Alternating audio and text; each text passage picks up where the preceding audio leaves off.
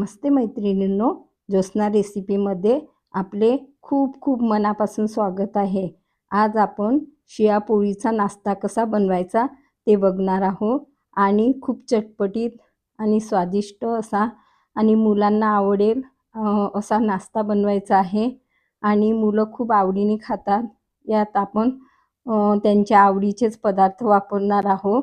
चला तर मग बघूया कसा बनवायचा ते आणि पोळ्या कशा उरतात तर अशा प्रकारचा नाश्ता बनवू शकतो। चला तर मग मी इथे 2 पोळ्या उरलेल्या होत्या, शिळ्या होत्या ह्या, तर ताज्या पोळ्यांचाही बनवू शकतो आपण या पद्धतीने।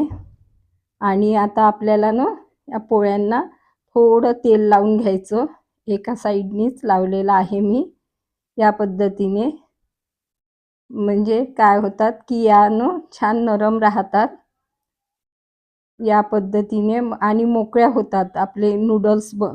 हे ना शिळ्या पोळीचे नूडल्सच आहे अशा पद्धतीने।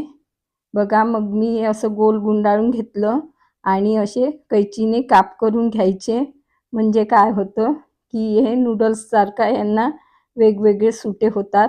या पद्धतीने मी पूर्ण या दोन्ही पोळींचे करून घेत आहे, त्याच पद्धतीने कापून घ्यायचे। तुम्ही चाकूने कापू शकता, परंतु कैचीने कसं सोयीचं जातं। आता मी हे सर्व बनवून घेतलेलं आहे। आता मी 4-5 मिरच्या घेतलेल्या आहे, ढोबळी मिरची, कांदा आणि थोडंसं टमाटर घेतलेलं आहे, कोथिंबीर घेतलेली आहे। यातनं तुम्ही तुमच्या आवडीच्या भाज्या वापरू शकता।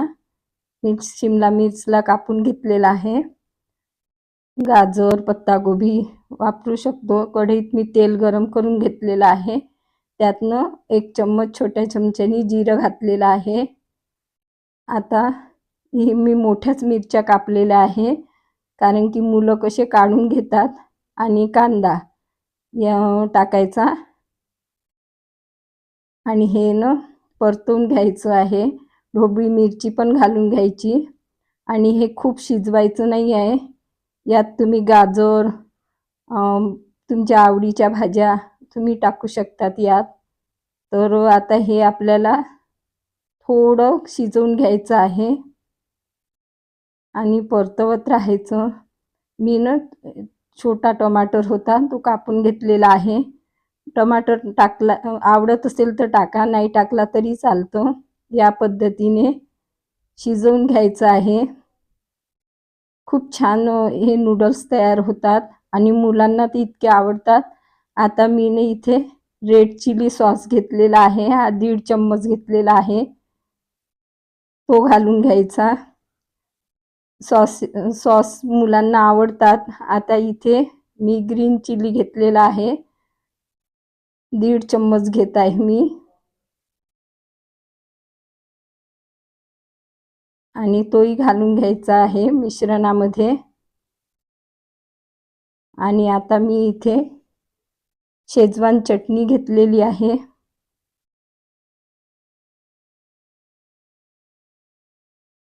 थोडं मिश्रण आता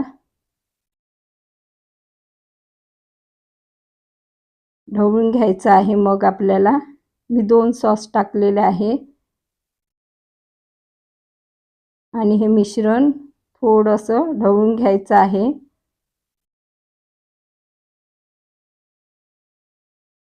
शेजवान चटणी घेतलेली आहे, ती टाकून घ्यायची।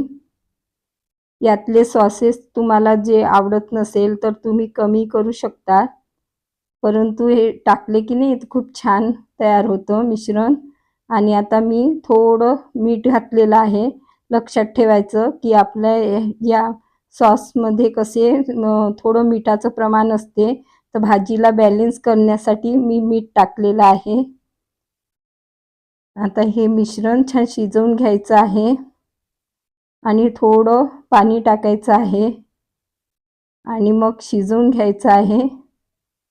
मी सोया सॉसही टाकलेला आहे थोडा, 1 चम्मच, ते व्हिडिओ स्किप झालेला आहे।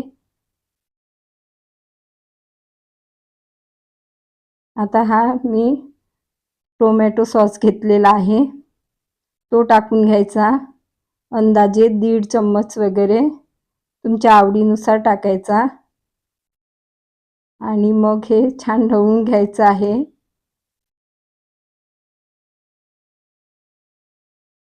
आणि यातनं थोडं आपण पाणी घालून हे छान खतखत शिजवून घ्यायचं आहे।